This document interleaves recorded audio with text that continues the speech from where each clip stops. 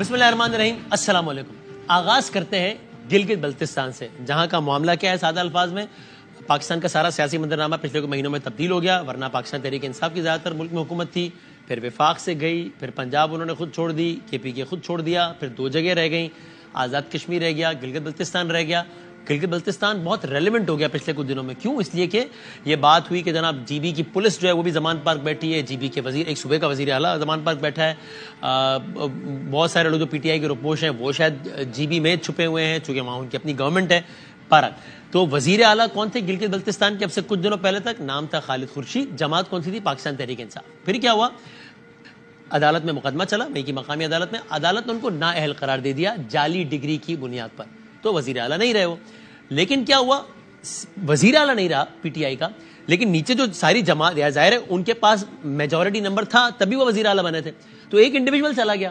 تو اسی رات خالد خورشید صاحب نے کہا کہ یہ تو کوئی مسئلہ ہی نہیں ہے, اور پی ٹی آئی نے کہا کوئی مسئلہ ہی نہیں ہے, ہمارا ایک بندہ ہٹا دیا گیا, سازش کر کے ہٹایا گیا ان کے مطابق. لیکن یہ کہ کل دوبارہ الیکشن ہوگا تو پی ٹی آئی جس کو نامزد کر دے گی اس کا بندہ بن جائے گا پھر سے وزیر اعلیٰ, چونکہ نمبر تو ہمارے پاس ابھی بھی اتنے ہی ہے نا.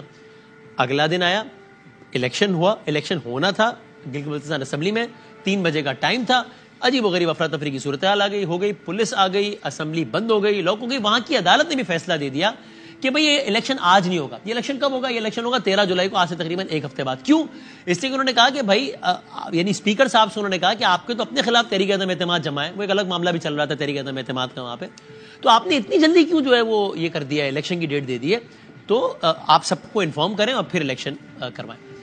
اب کیا ہے, 13 جولائی کو الیکشن ہے گلگت بلتستان میں. صورتحال کیا ہے؟ صورتحال بہت دلچسپ ہے. اگر پی ٹی آئی اپنا ممبر, اپنا وزیر اعلیٰ ریٹین کر لیتی ہے, ٹھیک ہے, موجے پی ٹی آئی کی گورنمنٹ رہے گی. اف ناٹ تو پھر ایک اور گورنمنٹ گر جائے گی پاکستان تحریک انصاف کی. ایوان میں کیا صورتحال ہے؟ 33 کا ایوان ہے, وہ 24 پہ الیکشن ہوتا ہے, باقی 7-8, لیکن زیادہ ڈیٹیل میں جائے بغیر 33 کے ایوان میں ظاہر اکثریت کس کی ہے؟ پاکستان تحریک انصاف کی ہے, پھر پیپلز پارٹی ہے, پھر نون ہے, وحدت المسلمین بھی ہے, جمعیت علماء اسلام بھی, اکثریت پاکستان تحریک انصاف کے پاس ہے. اب کیا ہوا ہے؟ اس اعتبار سے کس کو جیت جانا چاہیے؟ پاکستان تحریک انصاف. لیکن آج آ گیا 4 بندوں کا نیا گروپ, فارورڈ بلاک, کہ ہم پی ٹی آئی سے ناراض ہیں, ہم تو نہیں دیں گے پی ٹی آئی کو ووٹ. لیکن یہ 4 بندے بھی کافی نہیں ہے کہ 4 بندے ادھر سے ادھر چلے جائیں تو پی ٹی آئی کا وزیر اعلیٰ نہ ہے, ایسا بھی نہیں ہے. تو بہرحال یہ ہم نے آپ کو سارے کا سارا منظرنامہ بتا دیا. ابھی ہم ذرا گفتگو کن سے کرنے لگے؟ امجد حسین ایڈوکیٹ صاحب سے. آپ اپوزیشن لیڈر ہیں اسی گلگت بلتستان اور پروونشل پریزیڈنٹ ہیں پاکستان پیپلز پارٹی کے, یعنی کہ آپ پیپلز پارٹی کے ظاہر اہم ترین نمائندے ہیں گلگت بلتستان کی اسمبلی میں. امجد صاحب السلام علیکم. Sir thank you very much for your time Amjad صاحب. اور ہمارے ساتھ جاوید صاحب موجود ہیں, جاوید حسین منوا صاحب. آپ کون ہیں؟ آپ پاکستان تحریک انصاف سے ہیں, لیکن آپ نے وہ اب فارورڈ بلاک کی جب نے بات کی, یعنی آپ نے کہا ہے کہ آپ کے 4 اراکین ہیں جن کے بارے میں تاثر ہے کہ پی ٹی آئی کو ووٹ نہیں دیں گے. پوچھتے ہیں جاوید صاحب سے کہ کیا ارادے اور کیا ہے. جاوید صاحب السلام علیکم. السلام علیکم جی. سر بہت شکریہ, آپ دونوں کا بہت شکریہ وقت دینے کا, اور ابھی بڑی اہم صورتحال میں آپ دونوں کا بڑا امپورٹنٹ رول ہے. جاوید منوا صاحب پہلے تو پلیز یہ بتا دیجئے, جو الیکشنز ہوئے, آپ پاکستان تحریک انصاف سے ہیں بھی, جو الیکشنز ہوئے اس میں پی ٹی آئی, یعنی میں الیکشن ڈے کا رزلٹ نہیں پوچھ رہا, بعد میں جو آزاد وازاد سب شامل ہو گئے اس کے بعد تک پی ٹی آئی کے پاس کتنا بندہ تھا, آپ لوگ سمیت, فارورڈ بلاک ہٹاتے سب ہٹاتے, پی ٹی آئی کی سیٹیں کتنی تھی 33 میں سے؟ 33 میں سے جی پی ٹی آئی کی 21 سیٹیں تھی, لیکن میں خود الیکشن جو تھا وہ انڈیپینڈنٹ جیت کے آیا تھا. میں نے بعد میں پی ٹی آئی میں نے جوائن کی تھی. جی بالکل صحیح ہے. تو اگر آپ سارے میں اگلا سر پوچھتا ہوں, لیکن آپ سارے انڈیپینڈنٹس اور سب کو ملا لیں تو پی ٹی آئی کا یہ خالد خورشید صاحب کتنی سیٹوں پہ کھڑے تھے 33 میں سے؟ 33 میں سے 21 سیٹیں پی ٹی آئی. 21 صحیح ہے. اب سر آج کی تاریخ میں ان 21 میں وہ 7 افراد بھی تھے آپ سمیت جو کہ آزاد جیتے پھر پی ٹی آئی میں شامل ہو گئے, ایسے ہے نا جی؟ 6 بندوں نے پی ٹی آئی جوائن کی تھی, 1 اپوزیشن میں بیٹھے تھے آزاد میں. ٹھیک ہو گیا.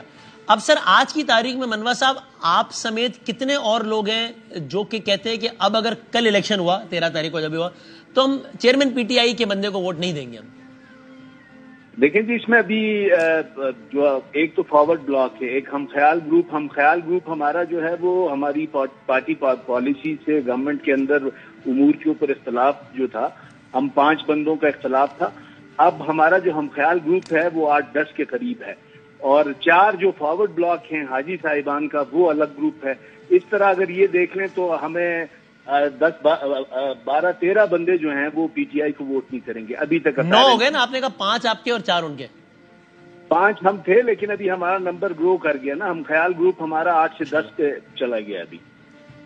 اچھا، یہ ہم خیال گروپ اور فارورڈ بلاک میں کیا فرق ہوگا؟ یعنی یہ دونوں پہلے، ان دونوں کی وابستگیاں پہلے پی ٹی آئی کے ساتھ تھی اور اب نہیں ہے؟ آسان الفاظ جی، دونوں کی وابستگیاں پہلے پی ٹی آئی کے ساتھ تھی. ہمارا ہم خیال گروپ جو ہے وہ 1 سال سوا سال سے ہماری جو پارٹی پالیسیز کے اوپر، گورنمنٹ کے امور کے اوپر اور دیگر چیزوں کے اوپر ہم اپنا اختلاف جو ہے، اختلافی نوٹ ہمیشہ ریز کرتے تھے. اور اس کی پاداش میں پچھلے سال جون میں میرا پورٹ فولیو بھی لفٹ کر لیا گیا تھا. لیکن اس کے بعد چیزیں پھر نیگوشیشن ہوئی، انکلوسیو اپروچ کے وعدے ہوئے، جس کے بعد ہم دوبارہ سے پی ٹی آئی میں تھے. اب چونکہ یہ ہم خیال گروپ گرو کر رہا ہے اور ساتھ ہی ساتھ جو پی ٹی آئی کا ایک فارورڈ بلاک ہے اس کو لیڈ کر رہے ہیں حاجی گلبرگ صاحب. ان کے ساتھ ابھی 3 اراکین ہیں. تو آپ لوگوں کا اور حاجی گلبرگ صاحب کا، ان کا الائنس ہو گیا ہے؟ آپ لوگ ایک ہی امیدوار کو ووٹ دیں گے؟ نہیں، الائنس نہیں ہوا ہے. الائنس سے مراد ہے کہ ایک ہی امیدوار کو ووٹ دیں گے، میرا مطلب یہ ہے. نہیں، دیکھیں ابھی جو ہمارا اوپینین یہ ہے کہ گلگت بلتستان میں اس وقت جو ہے وہ ایک سیاسی سنجیدگی، سیاسی پختگی کی ضرورت ہے. اور اس کے لیے تمام پولیٹیکل سٹیک ہولڈرز کو ساتھ بیٹھنا ہوگا. اور اس کے لیے میری رائے یہ ہے کہ ایک کولیشن گورنمنٹ کی طرف ہم جائیں، جس میں جو کراس چیمبر ہیں، جو حکومت میں تھے وہ، اور اپوزیشن کے جو اراکین ہیں، ان سب کو سنجیدگی کے ساتھ بیٹھنا ہوگا. بیٹھ کے یعنی ٹھیک ہو گیا. یعنی یہ بتائیں نا ذرا جاوید منور صاحب کہ آپ کی یہ سارے نمبر گیم ہے، اور نمبر گیم بہت بڑا تو ہے نہیں، 33 کا ایوان ہے. تو آپ کی دانست میں آج کی تاریخ میں پی ٹی آئی کے ساتھ کتنا بندہ کھڑا ہے؟ کل صبح اگر الیکشن ہو جائے تو چیئرمین پی ٹی آئی کے نامزد بندے کو کتنے ووٹ پڑنے چاہیے 33 میں سے آپ کی رائے میں؟ مجھے جو لگ رہا ہے کہ اگر کل یہ چیزیں ہو جاتی ہیں تو چیئرمین پی ٹی آئی کے نامینیٹڈ کینڈیڈیٹ کو 6 سے 7 ووٹ پڑیں گے. That's it. جی، یعنی آپ کو یقین ہے کہ اب پی ٹی آئی کی گورنمنٹ نہیں آتی گئی؟ دیکھیں جی، یہاں پہ جو اوور آل پورے ملک کے اندر جو سیاسی ٹیمپریچر رائز پہ ہے اور اس کے اثرات گلگت بلتستان میں بھی نظر آنا شروع ہوئے ہیں، تو اس کے بعد میں نہیں کہہ سکتا کہ یہاں پہ پی ٹی آئی کا نامینیٹڈ کینڈیڈیٹ جو ہے وہ سیل کر جائے گا تو بڑی آسانی سے.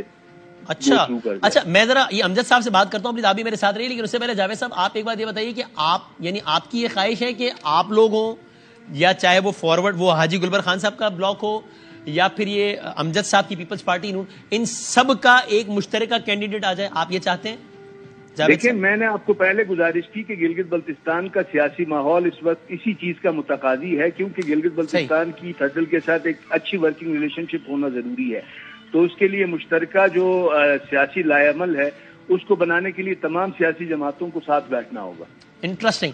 سر امجد صاحب، آپ پیپلز پارٹی سے ہیں، تو پہلے تو بتا دیں کہ آج کی تاریخ میں یہ پیپلز پارٹی، نون، ابھی ہم P T I, forward block, اس سب کو چھوڑ دیتے ہیں، جو آپ لوگ جتنی اپوزیشن ہے، جو خالد خورشید صاحب کے گرنے تک جو اپوزیشن تھی، پیپلز پارٹی، نون، جے یو آئی وغیرہ اور آزاد، جو بھی، ان سب کا اتفاق ہو گیا کہ آپ لوگوں کا ایک ہی کینڈیڈیٹ ہوگا؟ چونکہ پہلے خبریں ہیں کہ آپس میں پھڈا پڑ گیا ہے، پیپلز پارٹی اپنا بندہ لا رہی ہے، نون اپنا بندہ لا رہی ہے.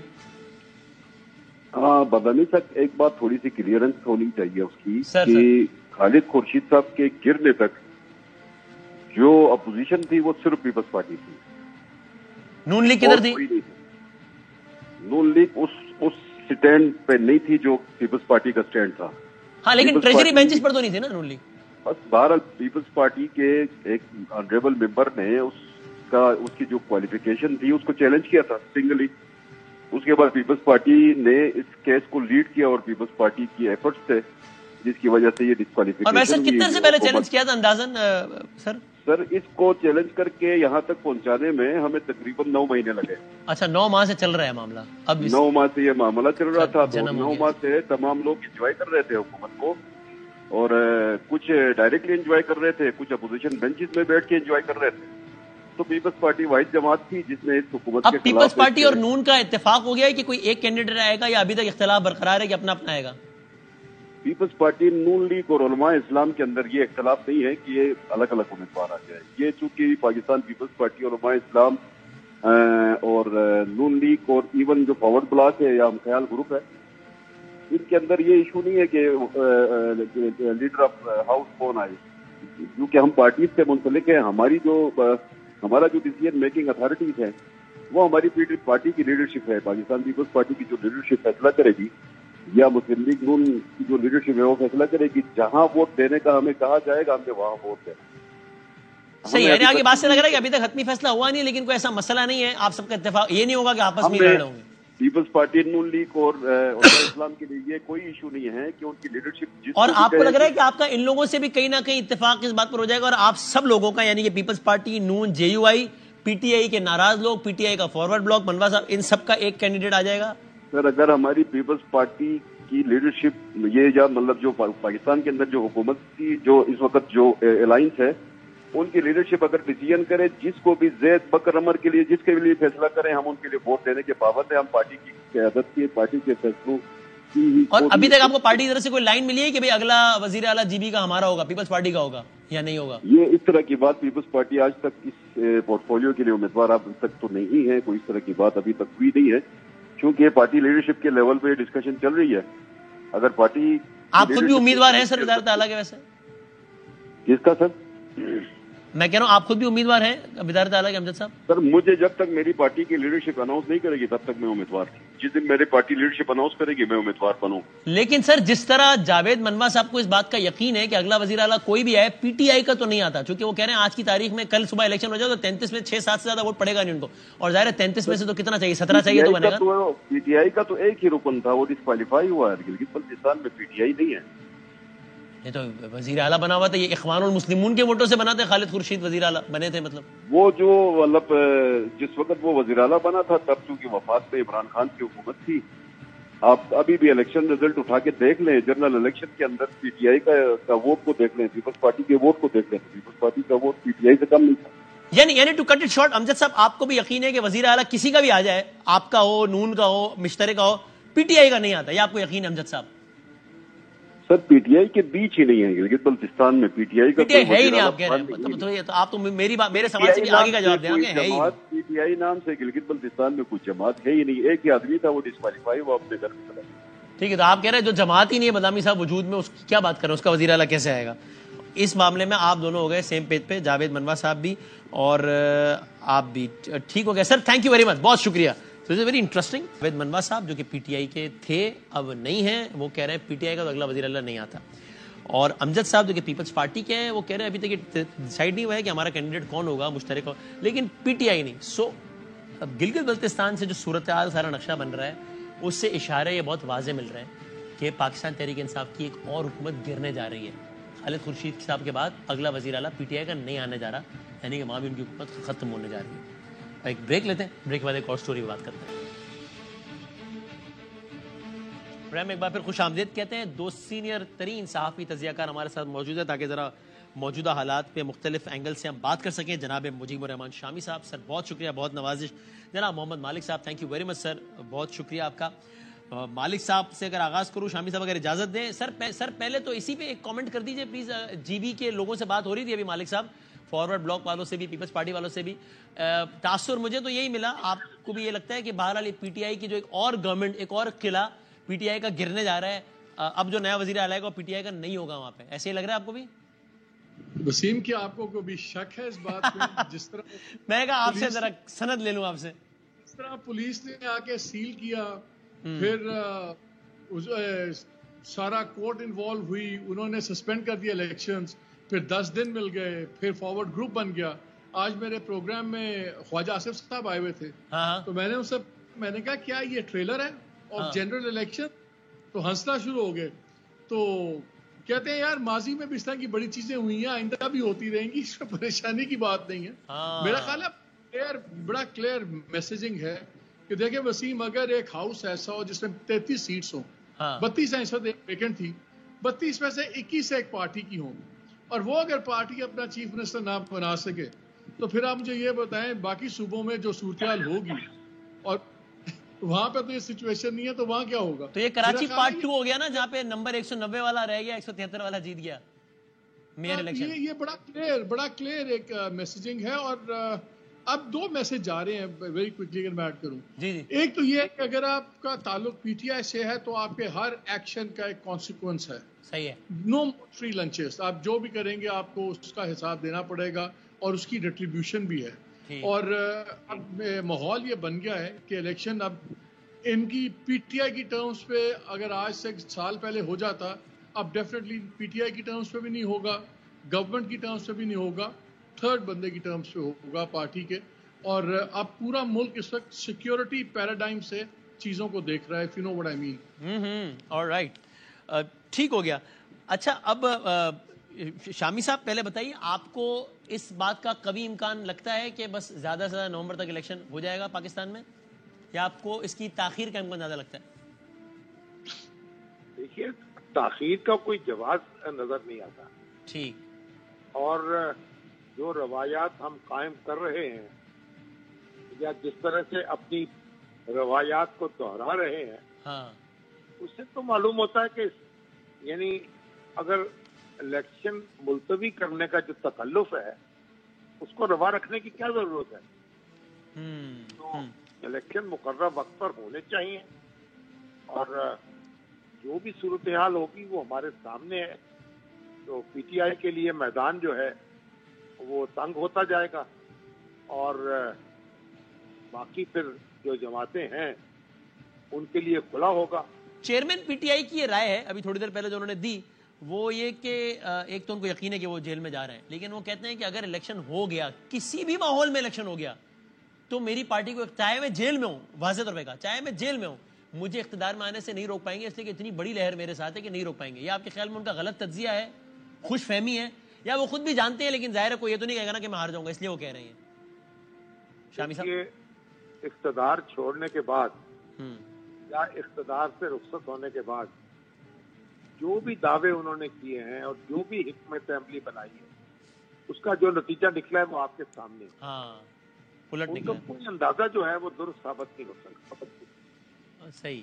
انہوں نے قومی اسمبلی سے استعفے دینے کا فیصلہ کیا, انہوں نے اپنی 2 اسمبلیاں تحلیل کر دی, اور اس سے مطلوبہ نتائج وہ حاصل نہیں کر سکتے. اور اب جو ان کا دعویٰ ہے کہ وہ کچھ بھی ہو جائے اور جس طرح بھی الیکشن ہو وہ میجورٹی سے آ جائیں گے, یہ تو ہو سکتا ہے کہ ایک اچھی خاصی تعداد میں ان کے پاس نشستیں آ جائیں اور ان کو بالکل یعنی حرف غلط کی طرح نہ مٹایا جا سکے, مگر وہ اقتدار ان کے پاس آ جائے گا اور لوگ جوک در جوک ان کے حق میں نکلیں گے, اور سارا یعنی جو تخت جو ہے اس کو الٹا دیں گے. یہ نہیں ہو پائے گا, ایسی کوئی بات نظر نہیں آ رہی. ہاں ٹھیک ہو گیا.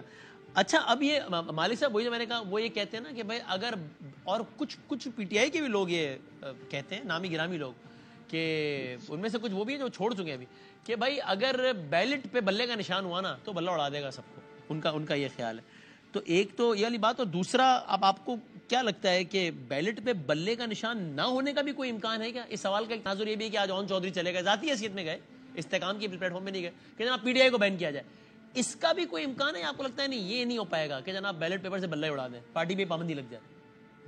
میں تھوڑا سا الیکشن ٹائم, ابھی جو شامی صاحب نے بات کی, کچھ یہ 9 مئی سے 1-2 ہفتے پہلے ہم 7-8 جرنلسٹ, میں کاشف اور بھی کچھ دوست تھے, خان صاحب سے ملے تھے. اور بات چلی تو کسی نے کہا خان صاحب بس اب آپ یہ کریں وہ کریں, اب سپریم کورٹ کے آگے آرمی بھی بلنک کر جائے گی, پرائم منسٹر بھی بلنک کر جائے گا. میں نے ان سب کے سامنے خان صاحب کو کہا تھا, میں کہا خان صاحب نہ آرمی بلنک کرے گی, نہ پرائم منسٹر بلنک کرے گا, سپریم کورٹ بلنک کرے گی. اور سپریم کورٹ وسیم ہم نے دیکھا کہ بلنک کر گئی ہے, اور اب ہر چیز پہ اگرچہ بہت کانفرنٹیشن بھی چل رہی ہے لیکن بیسکلی آہستہ آہستہ فٹ ڈریگنگ کر رہی ہے اور پیچھے ہٹ رہی ہے. بات بلے کی ہے.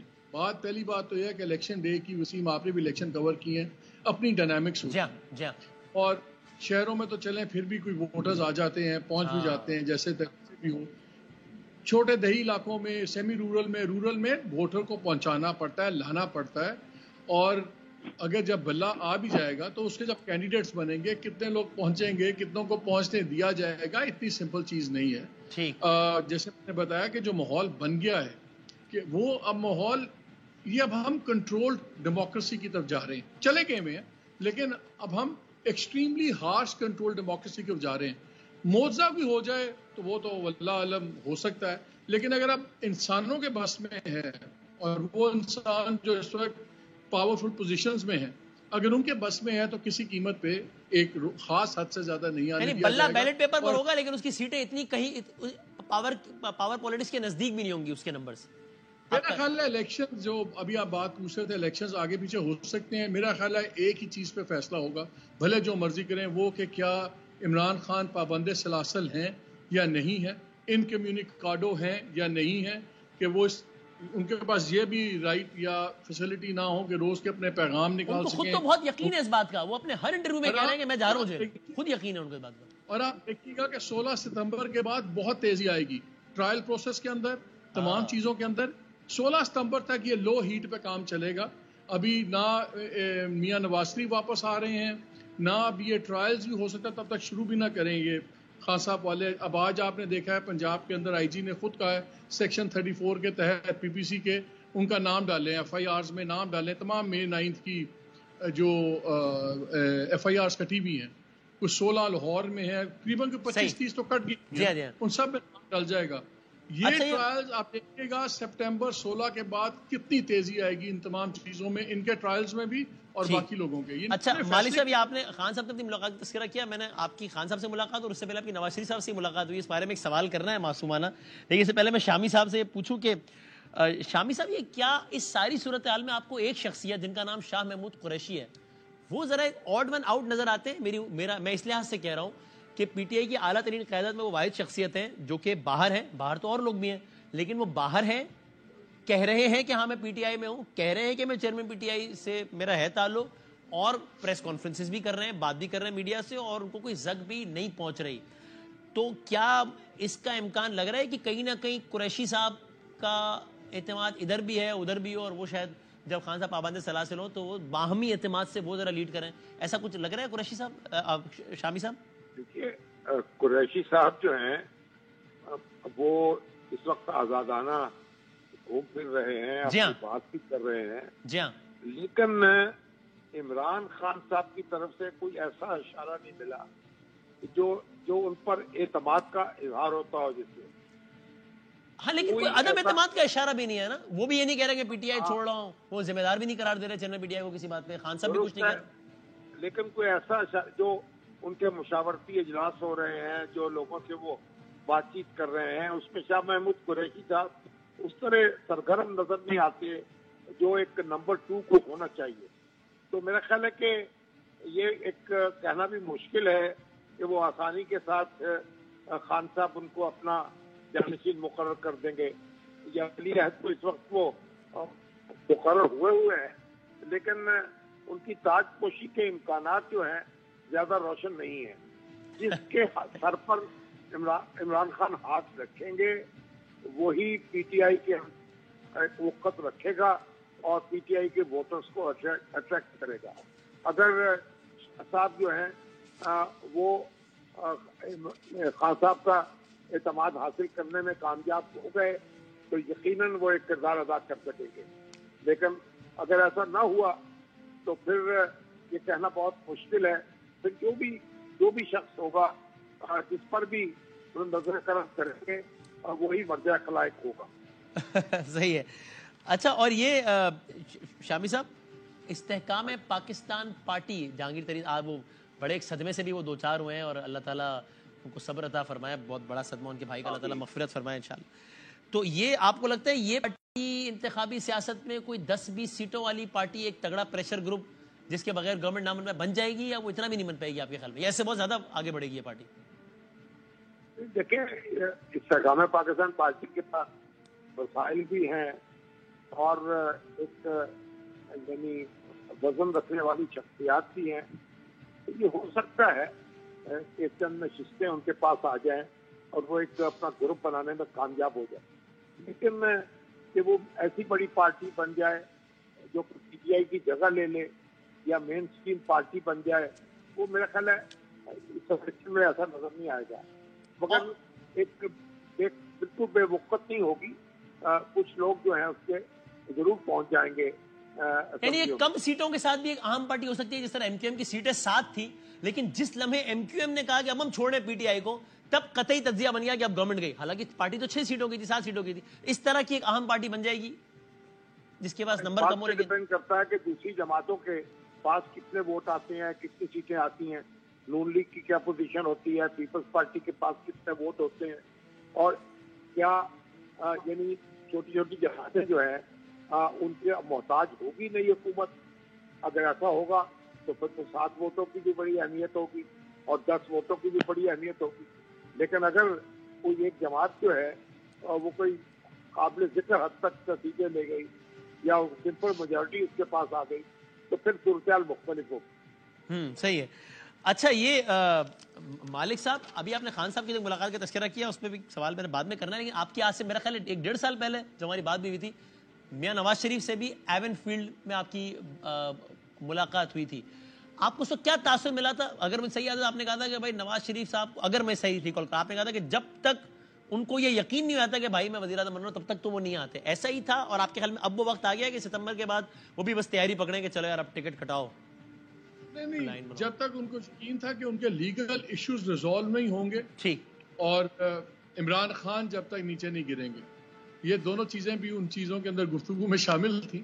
اور تب تک نہیں گرے تھے خان صاحب جب آپ کی ملاقات ہوئی تھی. میں اس پہ آتا ہوں، لیکن میں ایک چیز ایڈ کرنا چاہتا ہوں. آپ نے جو الیکشنز کی بات کی ہے نا استحکام پارٹی کی، دیکھیے استحکام پارٹی کی ٹکٹ پہ وہی لوگ جیتیں گے جنہوں نے انڈیپینڈنٹ کے طور پہ اتنا وزن ہے کہ وہ اپنی سیٹ جیت سکتے ہیں، اور اس کا وزن بنے گا الیکشن کے بعد. مجھے اس الیکشن میں ایک غیر معمولی تعداد نظر آ رہی ہے جو انڈیپینڈنٹس جیتیں گے. وہ جیتیں گے تو آزاد، اب بعد میں دیکھیں گے ان کو دوست مقید کس پارٹی میں کرتے ہیں، اور وہ ہو سکتا ہے ان کو مقید کر دیا جائے استحکام پارٹی کے ساتھ. تو الیکشن میں تو بھلے ہی اس کا پریشر گروپ نہ بنے، لیکن پوسٹ الیکشن اس کی ڈائنامکس ٹوٹلی چینج ہو سکتی ہے. یہ تو میرا اس کے اوپر تجزیہ ہے. جہاں تک میاں صاحب کے آنے کا ہے، یہ بہت چیزیں چل رہی ہیں جی. 14 اگست 15 اگست جو کہ بہت قریبی ذرائع ہیں جن کی خبر آج تک تو غلط نہیں ہوئی، انہوں نے تو بڑی کیٹیگوریکلی، وسیم وہ کہتے ہیں کہ انہوں نے 16 ستمبر سے پہلے کسی قیمت پہ نہیں آنا، کوئی رسک نہیں.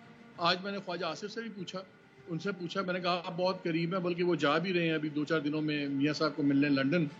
تو انہوں نے واضح کہا، انہوں نے کہا جی آپ مجھے بتائیں جو ہمارے حالات تھے، and on record on air انہوں نے کہا کہ جو حالات ہیں جس طرح سی جے کا کچھ ہے ہمیں آنا چاہیے، ہم تو ایڈوائز ہی نہیں کرتے. اور مالک صاحب 16 ستمبر سے پہلے گورنمنٹ کے لیے کوئی سرپرائز آ سکتا ہے پاکستان کی سب سے بڑی عدالت سے؟ اس کا تناظر وہ ملاقات بھی ہے جو کہ کچھ ان کی ہوئی ہے یوٹیوبرز یا رپورٹر یا صحافیوں کے ساتھ. جی ان تینوں میں سے ایک سے میری بات ہوئی، بالکل چھوٹے بھائیوں کی طرح، وہ ہمیشہ سچ ہی بولتا ہے. تو میں نے اسے پوچھا تو اس نے کہا کہ جو اس کے ایگزیکٹ ورڈز تھے، اس نے کہا کہ چیف جسٹس صاحب نے کہا ہے کہ ایک میں نے فیصلہ لکھ دیا ہے اور اس میں کافی چبھن ہوگی گورنمنٹ کو. اس نے کہا انہوں نے کیس نہیں بتایا، لیکن ان کا خیال تھا کہ وہ شاید پروسیجر اینڈ پریکٹسز ایکٹ کی بات کر رہے ہیں اور شاید اس کی طرف ان کا اشارہ ہو. مین تو صرف وہی ہے، لیکن جس طرح زیادہ چبھن تو گورنمنٹ کو اس سے نہیں ہوگی کہ وہ کہیں کہ صاحب آپ نے یہ آئین کی خلاف ورزی کی، پنجاب میں الیکشن نہیں کرایا اس لیے توہین عدالت ہے. تو انہوں نے کہہ دیا نا کہ میں تو توہین عدالت کرنا چاہتا تھا. اسی میٹنگ میں انہوں نے کہا، جو مجھے کوٹ کیا گیا، انہوں نے کہا کہ جی میں تو توہین عدالت کرنا چاہتا تھا لیکن میرے ساتھی ججوں نے میرا ساتھ نہیں دیا. تو بات یہ دیکھیں نا، میری تو اطلاع یہ آ رہی ہے کہ جو ان کے 2 بہت زیادہ لائک مائنڈڈ جج ہیں وہ بھی تھوڑا سا ڈسٹنس کر رہے ہیں. اور جو آپ نے جائیہ کا نوٹ دیکھا، آج جیسے سردار طارق کا آپ نے جو نوٹ دیکھا، اس والے منصور کا جو نوٹ دیکھا، یہ بڑی سیریس انڈائٹمنٹس ہیں چیف جسٹس کے کانڈکٹ کے اوپر. تو he has his hands full, serious issues ہیں. گورنمنٹ گھبرا رہی ہے تھوڑی سی. وہ کہتے ہیں کہ اس وقت اتنے زیادہ وہ شاید بیک فٹ پہ گئے ہوئے ہیں کہ وہ ریٹیلیشن میں کہ بہت زیادہ سخت چیز نہ لکھ دیں. سو یہ انٹرسٹنگ سچویشن ڈیولپ ہو رہی ہے. Very interesting. اور مالک صاحب آپ کو لگ رہا ہے یہ آ رہے ہیں میاں محمد نواز شریف یعنی جب بھی اگلا الیکشن ہو رہا ہے اگلے 3-4 مہینوں میں اگر ہو رہا ہے تو اس وقت نواز شریف پاکستان میں آپ کے خیال میں؟ شامی صاحب دیکھیں، نواز شریف صاحب ستمبر کے مہینے میں پاکستان آئیں گے. ہاں اوکے. اور 17 ستمبر اور ستمبر کے نیم ستمبر کے بعد آئیں گے.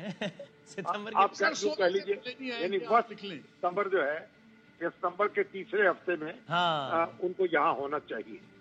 اور اب جو حالات تو تبدیل ہونا شروع ہو گئے. دیکھیے آج ہی احتساب عدالت کا فیصلہ آیا ہے. جی ہاں. اور جس میں جج صاحب نے تو فرمایا کو سیاسی انتقام کا نشانہ بنایا گیا. جی ہاں. اور تو ایک مسئلہ جو ہے وہ تو صاف ہو رہا ہے. اور نواز شریف صاحب جو ہیں ان کی میرا خیال جو ساتھ ہے وہ بحال ہونے کا کام شروع ہو گیا ہے قانونی طور پر، اور ان کے لیے ریلیف کے سامان ہو رہے ہیں. تو میرا خیال ہے کہ وہ آئیں گے ستمبر میں آئیں گے، ستمبر، اور اس کے بعد پھر ان کی سیاست کا آغاز ہوگا. بہت شکریہ سر، تھینک یو ویری مچ. محمد مالک صاحب، مجیب الرحمان شامی صاحب ہمارے موجود تھے. آخر میں جو بات ہوئی نواز شریف صاحب کی ساکھ، وہ تو ایک اپنی جگہ معاملہ، لیکن سب جانتے ہیں کہ اس وقت معاملات کس انداز سے سارے کے سارے چلائے جا رہے تھے. اس میں بڑا بہت انٹرسٹنگ یہ ہے کہ اس کیس پیناما کیس پاکستان کی حالیہ تاریخ کا سب سے اہم کیس ہے، کہ سب سے ہائی پروفائل کیس ہے. اس کے نتیجے میں گورنمنٹ گری اور پھر سارے کا سارا معاملہ ہوا ہے. اب بڑی مزیدار بات یہ ہے کہ خود عمران خان صاحب نے ایک دفعہ کہہ دیا کہ ہاں کمزور فیصلہ. خود اسد عمر صاحب سے جب کاشف بھائی صاحب نے پوچھا کہ آپ کے خیال میں صحیح نااہل ہوئے نواز شریف صاحب، انہوں نے کہا پتہ نہیں، میں کوئی لائر تھوڑی ہوں، مجھے کیا پتا، میں کوئی قانونی ماہر تھوڑی ہوں. مزیدار بات یہ ہے کہ حامد خان صاحب جو کہ پاکستان تحریک انصاف کے چیئرمین کے ساتھ کھڑے ہیں آج بھی، مزیدار بات یہ ہے کہ حامد خان صاحب جو کہ لائر رہے ہیں عمران خان صاحب کے، مزیدار بات یہ ہے کہ حامد خان صاحب جو کہ پیناما کیس میں بھی لائر رہے ہیں عمران خان صاحب کے، پھر پیچھے ہٹ گئے، وہ بھی اس حوالے سے بڑی دلچسپ بات کر رہے ہیں. سب سے پہلے ذرا دیکھیے کل حامد خان صاحب نے ہمارے پروگرام میں کیا کہا نواز شریف صاحب کے کیس کے حوالے سے، ان کو جس انداز سے نااہل جس کیس میں کیا گیا. حامد خان صاحب کہتے ہیں یہ کوئی اتنی بڑی بات نہیں تھی، اور یہ اگین حامد خان صاحب 9 مئی کے بعد پریس کانفرنس کر کے خان صاحب کے خلاف ہونے والوں میں سے نہیں ہیں، آج بھی ساتھ کھڑے ہیں ان میں سے ہیں، کہ وہ کہتے ہیں کہ یہ کوئی اتنی بڑی بات نہیں تھی جس کی بنیاد پر آپ کسی آدمی کو نااہل ہی کر دیتے جیسے نواز شریف کو کیا گیا. دیکھیے کیا کہا انہوں نے. آپ کو یہ فیصلہ کیا لگا کہ یہ آپ کے خیال میں ایک کمزور فیصلہ تھا یا تگڑا فیصلہ تھا لیگلی اسپیکنگ؟ یہ انہوں نے وہ تنخواہ جو ریسیویبل تھی وہ نہیں وصول کی. آپ کی بات درست ہے کہ یہ وضاحت کمزور فیصلہ ہے، یہ کوئی کنونسنگ فیصلہ نہیں ہے، کوئی اتنی بڑی بات نہیں ہے جس کی بنیاد پر کسی کو آپ کا حیات جو ہے وہ نااہل کر سکتے. نہ صرف یہ بلکہ جج صاحبان نے کچھ القاب، جج صاحب نے کچھ القابات دیے، سسیلین مافیا، گاڈ فادر، آپ کو الفاظ رٹ گئے ہوں گے. عمران خان صاحب نے باقاعدہ اس پر پوری کیمپین کی پوری پی ٹی آئی نے کہ بھائی ان آدمیوں کی کیا بات کریں، ان کو تو عدالت نے یہ کہا ہے. حامد خان صاحب یہ کہتے ہیں کہ اس طرز کے الفاظ کم از کم جج صاحبان کو استعمال نہیں کرنا چاہیے. کوئی سیاسی مخالف استعمال کرے، کوئی صحافی استعمال کرے، الگ بات ہے، جج صاحبان کو استعمال نہیں کرنے چاہیے، ورنہ ایسا لگتا ہے کہ وہ لوگ تو ایک خاص تاثر بنا کر بیٹھے. دیکھیے کیا کہا حامد خان صاحب. میں سمجھتا ہوں مناسب نہیں ہے، اس لیے کہ اس سے تو کسی حد تک ان کے ذہن کی جو ہے وہ واضح ہوتی ہے کہ وہ کسی ایک خاص تاثر لے کے بیٹھے ہوئے ہیں کسی کے بارے میں. تو کسی اور کا کامنٹ کر دینا، کسی کا کہہ دینا، کسی جرنلسٹ کا کہہ دینا ایک اور بات ہے، وہ ایک الگ بات ہے. یہاں تک کہ جو تاحیات نااہلی ہوئی ہے نواز شریف صاحب کی، حامد خان صاحب کہتے ہیں کسی کی بھی تاحیات نااہلی بہت بڑی سزا ہے، اور یہ اتنی بڑی سزا یہ نہیں ہونی چاہیے، بلکہ یہ تو بنیادی حقوق کی خلاف ورزی ہے تاحیات نااہل کر دینا کسی کو. دیکھیے کیا کہا انہوں نے. یہ بات تو درست ہے کہ یہ مناسب نہیں لگتا کہ کسی کو تاحیات جو ہے وہ نااہل کر دیا جائے، اور تاحیات نااہل کرنا تو ورچولی اس کے جو آئین نے جس کو بنیادی حقوق کیے ان کے حق میں اس کے بھی خلاف ہے. یہ صورتحال ساری کی ساری ڈیولپ ہوئی. ایک بریک کے بعد ہم ایک اور موضوع کے ساتھ حاضر ہوتے ہیں.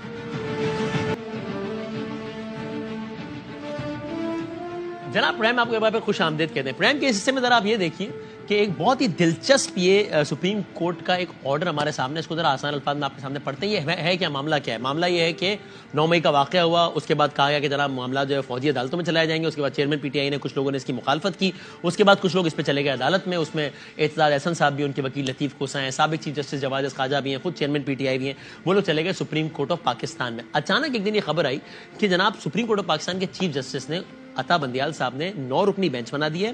یہ 9 رکنی بینچ کل صبح سے سماعت کرے گا، اور سیویلینز کا فوجی عدالتوں میں ٹرائل، اس کے حوالے سے یہ بینچ سماعت کرے گا. تو بہت ہی عام ترین مقدمہ ہو گیا ہے، چیف جسٹس کے جانے سے پہلے سب سے عام مقدمہ ہو گیا ہے. اس میں 9 لوگ تھے، پھر یہ 7 ہو گئے، اور پھر یہ 6 ہو گئے. اس میں سے 3 جج صاحبان ایک ایک کر کے الگ ہو گئے. اس کی جو پہلے دن کی سماعت تھی وہ بہت زیادہ امپورٹنٹ تھی. اس میں کیا ہوا، بندیال صاحب نے، جو کہ عام طور پر یہ ریت نہیں رہی ان کی، لیکن انہوں نے اس بینچ میں فائز عیسیٰ صاحب کو بھی شامل کیا، جس سے ان کی رائے کا اختلاف کوئی راز نہیں ہے، وہ ان کو انہوں نے شامل کیا، اور کچھ دیگر جج صاحبان کو بھی شامل کیا. پھر کیا ہوا، اس مقدمے کے آغاز میں ہی عیسیٰ صاحب الگ ہو گئے، طارق مسعود صاحب نے کچھ کہا، پھر منصور علی شاہ صاحب نے بھی کچھ کہا آنے والے دنوں میں. تو آپ کی خدمت میں پیش کرتے ہیں تاکہ یہ ایک ہوتا ہے کہ جج صاحبان سے متعلق, چیف جسٹس سے متعلق کوئی تجزیہ ہو رہا ہو, کوئی بات ہو رہی ہو, لیکن ایک یہ خود جج صاحبان نے کیا کہا, اور کہا بھی ریمارکس کی صورت میں نہیں, باقاعدہ آرڈر کا حصہ بنا دیا اس سب کو. تو سب سے پہلا بھی دیکھیے کہ قاضی فائز عیسیٰ صاحب نے کیا کہا. یہ سماعت ہوئی ہے 22 جون کو, پہلی سماعت. قاضی فائز عیسیٰ صاحب یہ کہتے نہیں بلکہ باقاعدہ انہوں نے لکھ دیا, وہ کہتے ہیں 21 جون کو یہ ہوا کہ شام 8 بجے 21 جون کو میری رہائش گاہ پر مجھے ایک سپلیمنٹری کاز لسٹ آئی کہ جناب جس میں کہا گیا تھا کہ 9 ججز پر مشتمل ایک لارجر بینچ تشکیل دے دیا گیا ہے جس کی سماعت ہوگی کل. یہ اس میں انہوں نے لکھا. فائز صاحب کہتے ہیں یعنی کہ مجھے درخواستوں کو پڑھنے کے لیے مناسب موقع ہی نہیں دیا گیا. رات 8 بجے بتایا گیا کہ کل صبح سماعت ہے. پھر کیا ہوا, انہوں نے بھی کہا کہ یہ بینچ میری مشاورت کے بغیر بنایا گیا, بلکہ میرے بعد جو ایک اور سینئر جج ہے, یعنی کہ سب سے سینئر جج بندیال صاحب ہیں, پھر فائز عیسیٰ صاحب ہیں جو کہ اب چیف جسٹس بن جائیں گے 17 ستمبر کو غالباً, اور اس کے بعد ہے ایک اور سینئر ترین جج جسٹس طارق مسعود صاحب. وہ کہتے ہیں ہم دونوں کی مشاورت کے بغیر یہ بینچ بنا دیا گیا. میں آپ کو صرف سیدھا نکال اس کے آپ کی خدمت میں عرض کرتا ہوں. یہ ہو گئی بات. اب فائز عیسیٰ صاحب کہتے ہیں کہ بھائی بات یہ ہے کہ ہم سارے کے سارے جج, اس میں کچھ الفاظ میرے اور کچھ کوٹ ان کوٹ ہے, کہ بھائی ہم سارے کے سارے جج ایک حلف اٹھاتے ہیں, ظاہر اس حلف کے تحت ہم کام کرتے ہیں, اور وہ حلف ہم سے یہ کہتا ہے کہ ہم جو بھی کام کریں گے وہ آئین پاکستان کے مطابق کام کریں گے. آئین پاکستان میں جتنے قوانین ہیں ان پر عمل کرنا ہمیں ضروری ہے. انہی قوانین میں ایک قانون ہے جو کہ اب آ گیا ہے, اس کا نام ہے پریکٹس اینڈ پروسیجر ایکٹ. یہ وہ قانون ہے جو گورنمنٹ لائی تھی سپریم کورٹ سے متعلق, اور وہ قانون یہ کہتا ہے کہ بھائی کوئی بھی اگر بینچ بنے گا, وہ قانون کیا کہتا ہے کہ ہر مقدمہ جو عدالت کے سامنے آئے گا اس کی سماعت ایک ایسا بینچ کرے گا جس کو کون بنائے گا, ابھی تو چیف جسٹس بناتے ہیں نا, لیکن یہ قانون یہ کہتا ہے کہ ہر بینچ کی سماعت, ہر مقدمے کی سماعت ایک ایسا بینچ کرے گا جس کو صرف چیف جسٹس نہیں بنائیں گے کوئی بھی ہو, بلکہ چیف جسٹس اور ان کے بعد کے جو 2 سینئر ترین ججز ہیں وہ یہ بینچ بنائیں گے اور وہ بینچ سماعت کرے گا. لیکن اس بینچ میں تو ایسا نہیں ہوا, یہ چیف جسٹس صاحب نے خود بنا دیا. تو وہ اس قانون کا کیا ہوا جو گورنمنٹ لائی تھی. فائز عیسیٰ صاحب یہ بتاتے ہیں کہ بھئی یہ کیا ہے سپریم کورٹ آف پاکستان نے یا چیف جسٹس صاحب نے کہ وہ قانون ابھی وجود میں ہی نہیں آیا تھا, ابھی وہ قانون بننا تھا, ابھی وہ قانون صرف بل کی صورت میں تھا, تبھی عدالت عظمیٰ میں وہ چیلنج ہو گیا اور چیف جسٹس صاحب کے بنائے ہوئے ایک بینچ نے اس کو قانون بننے سے پہلے ہی یہ کہہ دیا کہ جب بھی یہ بل منظور ہو جائے تو یہ جو بل جو ہے وہ مؤثر نہ سمجھا جائے. یعنی کہ بل ابھی قانون بنا ہی نہیں تھا, اس سے پہلے ہی آپ نے قانون کو جو ہے وہ ہٹا دیا, معطل کر دیا, یا کہا مؤثر نہیں سمجھا جائے گا. فائز عیسیٰ صاحب کہتے ہیں کہ اس قانون کو اصل میں اس بینچ نے عبوری یک طرفہ حکم نامے کی بنا پر معطل کر دیا ہے. ایک یک طرفہ انہوں نے سارے کا سارا فیصلہ سنا دیا. آگے فائز عیسیٰ صاحب یہ کہتے ہیں کہ بھائی ہماری عدالت میں رواج ہے کہ بینچ کی تشکیل میں اور دیگر امور میں سینئر جج صاحبان سے مشورہ لیا جاتا ہے, لیا جاتا تھا. اب یہاں وہ ڈائریکٹ ایڈریس کر رہے ہیں اپنے چیف جسٹس کو, اور کیا کہہ رہے ہیں اسی مطابق جو سابق چیف جسٹس ہے گلزار احمد, وہ بھی یہ کرتے رہے. گلزار احمد صاحب ہمیشہ بندیال صاحب سے مشاورت کرتے رہے, چونکہ گلزار صاحب چیف جسٹس تھے, تب بندیال صاحب سینئر ترین جج تھے, اور گلزار صاحب جب بھی بینچ بناتے تھے بندیال صاحب سے مشاورت کرتے تھے. بلکہ گلزار صاحب تو ہر آئینی اور اہم مقدمے میں بینچ کی سربراہی یا ذمہ داری یا ان کو بینچ کا حصہ ضرور بناتے تھے بندیال صاحب کو. لیکن جب سے بندیال صاحب نے چیف جسٹس کا عہدہ سنبھالا ہے انہوں نے اس روایت کو ترک کر دیا ہے, اور نہ صرف مجھ سے بلکہ میرے اگلے سینئر جج طارق مسعود صاحب سے مشاورت کے بغیر ہی سارے کے سارے معاملات اپنی مرضی سے, اگلا جملہ سنیے گا, اپنی مرضی سے اپنے چنیدہ اہلکاروں کے ذریعے چلائے, اپنے چنیدہ اہلکاروں کے ذریعے چلائے. فائز صاحب کہتے ہیں آنے والے چیف جسٹس ہیں, باقی ججوں کی حیثیت کا اندازہ اس بات سے لگایا جا سکتا ہے, باقی ججوں کی حیثیت کا اندازہ اس بات سے لگایا جا سکتا ہے کہ اپنے دور منصبی میں چیف جسٹس صاحب نے ایک بار بھی فل کورٹ یعنی تمام ججز کی میٹنگ تک نہیں بلائی, مگر مدیان اور ان کے وکلا کو ترجیح, ہماری ایک میٹنگ تک نہیں بلائی. یہ فائز عیسیٰ صاحب کہتے ہیں اس میں.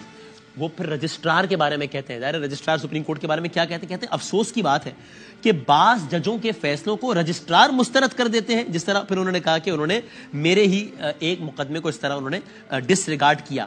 بلکہ وہ رجسٹرار کے بارے میں کہتے ہیں کہ تذلیل کے لیے, مزید ذلیل کرنے کے لیے رجسٹرار نے یہ ضروری سمجھا کہ میرے جس فیصلے کو انہوں نے ڈس ریگارڈ کیا ہے اس کو سپریم کورٹ بار ایسوسیشن اور عدالت عظمیٰ کی ہر رجسٹری میں اس کا نوٹس بورڈ لگایا جائے. فائز صاحب کہتے ہیں اس طریقے سے مجھے ذلیل کرنے کی کوشش کی سپریم کورٹ آف پاکستان کے رجسٹرار نے. اب وہ اس قانون کے بارے میں یہ کہتے ہیں پریکٹس اینڈ پروسیجر ایکٹ کہ بھئی اس کے بارے میں ایک بینچ بنایا چیف جسٹس نے, وہی قانون. اب یا تو الفاظ یہ میرے وہ یہ کہتے ہیں کہ بھائی یا تو آپ اس کو منظور کر لیں یا مسترد کر لیں، لیکن آپ اس طریقے سے قانون معطل نہیں کر سکتے، چونکہ اگر آپ اس طریقے یعنی وہ کہتے ہیں اس قانون کی خلاف ورزی خلاف دائر کی گئی آئینی درخواستیں یا تو منظور ہوں گی یا انہیں مسترد کیا جائے گا. تو پھر یہ سوال اٹھایا کہ اگر درخواستیں مسترد ہو جاتی ہیں تو پھر اس مدت میں جب سے قانون نافذ ہوا ہے اور جب اسے مسترد کیا گیا، عدالت کو چلانا تو اس قانون کی خلاف ورزی ہوگا کہ بھئی آپ نے کہا کہ نہیں یہ قانون ٹھیک تھا. تو یہ جو فیصلے ہو رہے ہیں ابھی جب آپ بینچ اکیلے بنا رہے ہیں، قانون کہتا ہے 3 لوگ بنائیں، اب آپ نہیں بنا رہے اور کل کو آپ نے کہہ دیا قانون ٹھیک ہے، تو پھر یہ ان سارے فیصلوں کا کیا ہوگا؟ فائد عیسیٰ صاحب کہتے ہیں معزز چیف جسٹس بندیال صاحب نے مجھے ایک مخمصے میں ڈال دیا ہے. اور پھر وہ آگے یہ بھی کہتے ہیں کہ اس گورنمنٹ نے آڈیو لیکس کے بارے میں ایک 3 رکنی کمیشن بنایا تھا، لیکن بندیال صاحب نے وفاقی حکومت کے اس نوٹیفیکیشن کو معطل کر دیا اور اس کمیشن کو کام کرنے سے روک دیا، حالانکہ مبینہ طور پر اس کمیشن نے ان کی ساس کی آڈیو کی بھی حوالے سے سماعت کرنی تھی. یہ کہتے ہیں جناب فائد عیسیٰ صاحب. ساتھ میں وہ یہ بھی کہتے ہیں کہ جب سے میری تعیناتی عدالت میں ہوئی ہے یعنی کہ 2014 سے، میں نے آج تک کبھی کسی مقدمے سے گریز نہیں کیا ہے، الا یہ کہ کوئی ایسا مقدمہ ہو جس میں بلوچستان ہائی کورٹ کے چیف جسٹس کے طور پر میرا فیصلہ یا حکم ہو یا اس کا تعلق میرے خاندان یا دوستوں سے ہو. اور میں یہ بھی کہنا چاہتا ہوں کہ یہ مقدمہ فوجی عدالتوں والا، وہ کہتے ہیں کہ میں ان مقدمات سے اپنے آپ کو دستبردار یا ریسکیو نہیں کر رہا ہوں، مگر چونکہ میں یہ سمجھتا ہوں کہ جب تک supreme court procedure and practice act کے خلاف آئینی درخواستوں کا فیصلہ نہیں ہو جاتا، اس کا جب تک حکم امتناعی موجود ہے جس کی میں خلاف ورزی بھی کرنا نہیں چاہتا، اس لیے انہوں نے یہ کہا کہ پھر وہ اس بینچ کا حصہ نہیں بنے. پھر انہوں نے آخر میں کہا مجھے بخوبی ادراک ہے کہ بندیال صاحب نے اپنے معزز ساتھیوں کو بلا وجہ ایک غیر ضروری کشمکش میں الجھا دیا ہے. اس ناچیز کی رائے میں عدالت عظمیٰ کو کہ سربراہ کو ایسا نہیں کرنا چاہیے. جیسا آئینی ادارہ، یہ ادارہ کسی فرد واحد کی مرضی سے نہیں چل سکتا. یہ کہا ہے فائد عیسیٰ صاحب. اور ہی بہت کچھ کہا ہے، ہم نے آپ کو بتایا. طارق مسعود صاحب جو اگلے سینئر موسٹ جج ہے، وہ کیا کہتے ہیں؟ وہ کہتے ہیں میں فائد عیسیٰ صاحب کی باتوں سے مکمل اتفاق کرتا ہوں، انگریزی میں انہوں نے لکھا ہے، اور مجھے بھی اس سب کے بارے میں نہیں بتایا گیا. وہ ایک اور بڑی دلچسپ بات کہتے ہیں، وہ کہتے ہیں مجھے حیرت ہے اس بات پہ کہ surprisingly these petitions in the bench have been fixed when just a day earlier the petitioner himself along with his counsel met the honorable chief justice. خلاصہ یہ وہ کہتے ہیں بڑی حیرت ہے مجھے کہ جب یہ پٹیشن سماعت کے لیے لگائی گئی ہے، اس سے صرف ایک دن پہلے ایک پٹیشنر اشارہ اعتزاز صاحب کی جانب میں اپنے کونسل کے ساتھ اشارہ لطیف کھوسہ صاحب کی جانب میں وہ چیف جسٹس سے ملتا ہے، اور اگلے دن جو ہے وہ عدالت جو ہے وہ اس کیس کو لگا دیتی ہے. اور ساتھ میں وہ یہ کہتے ہیں، وہ یہ سوال اٹھاتے ہیں کہ کیا اس ملک میں ہر پٹیشنر کو، یا کیا اس ملک کے کئی پٹیشنر کو جن کی عدالت میں سماعتیں ہونی ہو یا سالوں سے کیسز پڑے ہوں، کیا ان کو بھی یہ استحقاق حاصل ہے، پریولیج حاصل ہے، یا وہ بھی ان کو بھی اجازت ہے کہ وہ بھی چیف جسٹس صاحب سے اپنے چیمبر میں ملیں تاکہ جو وہ اپنا کیس فکس کروا سکیں؟ یہ کہتے ہیں عدالت عظمیٰ کے ایک اور جج. اور انہوں نے بھی بتایا کہ میں بھی اس بینچ میں بیٹھنے کے حوالے سے ریلکٹنٹ ہوں، لیکن بہرحال اس بینچ میں بیٹھے ضرور. اور انہوں نے اپنا اس میں یہ ضرور کہا کہ جناب میں بھی اس بینچ سے ریسکیو نہیں ہو رہا، لیکن انہوں نے اپنی بات کر دی. اور آخر میں اس کے ایک اور ممبر یعنی کہ منصور علی شاہ صاحب، انہوں نے بھی کہا کہ انہوں نے بھی اسی حوالے سے اپنی ریزرویشن کی کہ پہلے جو ہے وہ ان کو جج صاحب کو اس کیس کا فیصلہ کر دینا چاہیے تاکہ جو ہے یہ معاملات ذرا آسان ہو. تو بہرحال یہ سپریم کورٹ آف پاکستان کے 3 جج صاحبان نے نہ صرف اس مقدمے سے متعلق، نہ صرف پریکٹس اینڈ پروسیجر ایکٹ سے متعلق، بلکہ عزت مآب چیف جسٹس آف پاکستان سے متعلق بھی اپنی رائے کا اس سے زیادہ کھل کے اور 2 ٹوک الفاظ میں اظہار نہیں کر سکتے. اور میں اگین کہوں یہ کوئی ریمارکس نہیں ہے، کامنٹس نہیں، کوئی ٹکر نہیں چل گیا ہے، اس کو باقاعدہ حکم نامے کا حصہ اور یہ سپریم کورٹ آف پاکستان کی ویب سائٹ پر یہ موجود ہے. جاتے جاتے کل یوم تقدیس قرآن پاک ہے. ہر اس شخص پر کہ جس نے کسی بھی انداز سے اس گھٹیا عمل، یہ کم سے کم لفظ استعمال کیا جاتا ہے، کی حمایت کی ہے اور یہ ریاستی سطح پر ہوا ہے، وہاں پر اس شخص کے لیے اپنے دل میں کیا کہوں، بس اس پر لعنت بھیجتے ہوئے ہم کل اپنے اپنے طور پہ ہر شخص، ہر انسان اپنے اپنے طور پہ ضرور یہ بتائے ظاہر ہے انتہائی پرامن انداز میں کہ اس ایسے جو اعمال ہیں، جو ایسے گھٹیا حرکت ہیں، اس کے خلاف پوری امت مسلمہ ایک ہے انشاءاللہ. اللہ حافظ.